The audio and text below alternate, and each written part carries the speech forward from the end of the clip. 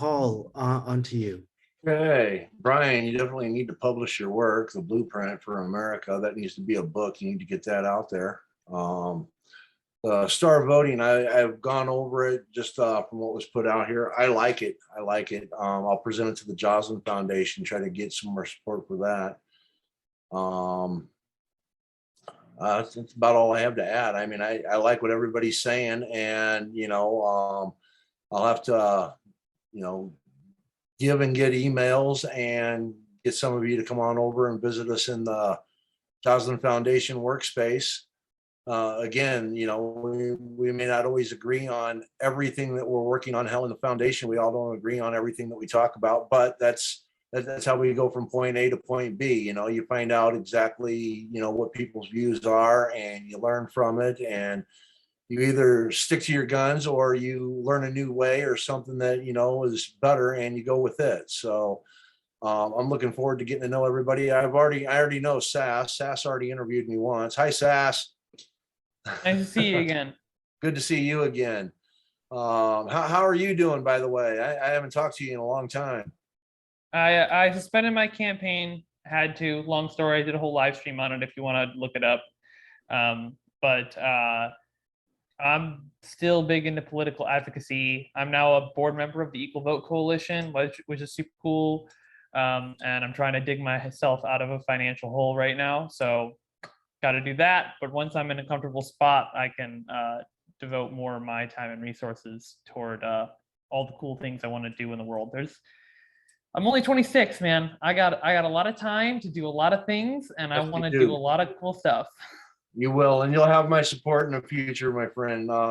Especially with the Joslin Foundation, that's one of the things that we're doing. We're gonna we just got our EIN, and now we're waiting on the 501c4 paperwork from the state, so that we can. We're going to be a political party. A political foundation. Basically, the majority of us we're progressive socialists. We believe in humanitarian values. We want equal rights for everybody. I developed a new taxation system. Our current taxation system right now collects taxes. 80 to 90% of the taxes come from the people, while only 10 to 20% come from the corporations. My taxation system would actually reverse that. We would have 80 to 90% of the taxation coming from the corporations, only 10 to 20 from the people. And plus that would bring in anywhere. Right now, we only bring in $3 to $4 trillion for our federal budget. My system would bring in $20 to $30 trillion a year.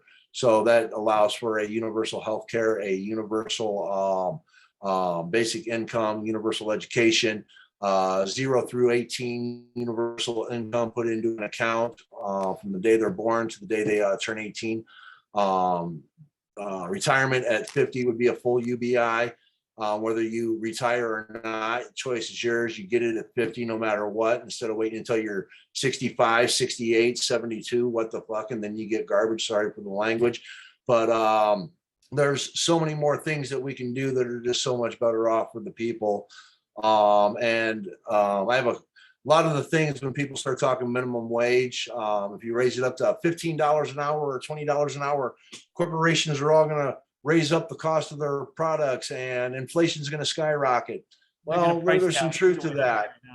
Yeah. Right. Well, I have a cost of living amendment, which actually firewalls that. So if the cost of living goes up, the minimum wage goes up. If the cost of living goes down, the minimum wage goes down. It always meets the cost of living.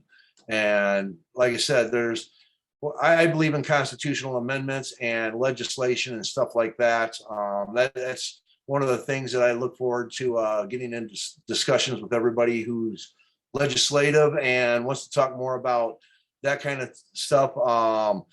Just so you know, our current 117th Congress, the House of Representatives, have close to like 7,000 bills. I've read like 90% of them. The infrastructure bill, I read all 6,000 pages. The Build Back Better, I read all 1,500 pages. This is what I do. I read legislation.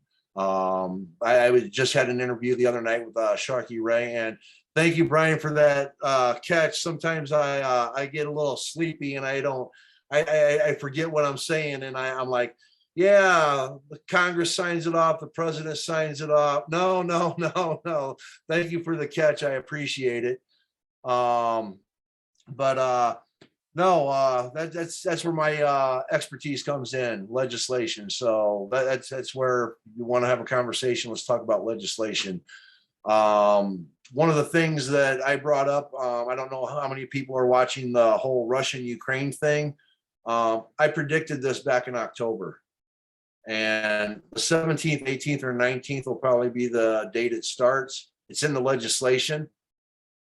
HR 6119, Amendment 4890 or something. I can't remember the amendment, but there's actually a date that we're putting a base back up in Afghanistan. And when you read all the other legislation in my op-ed, I'll have to put it out there for you guys.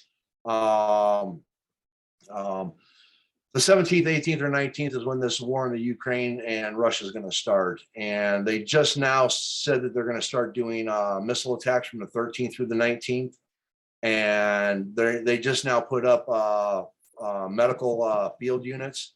So everything that I said back in October is coming to pass.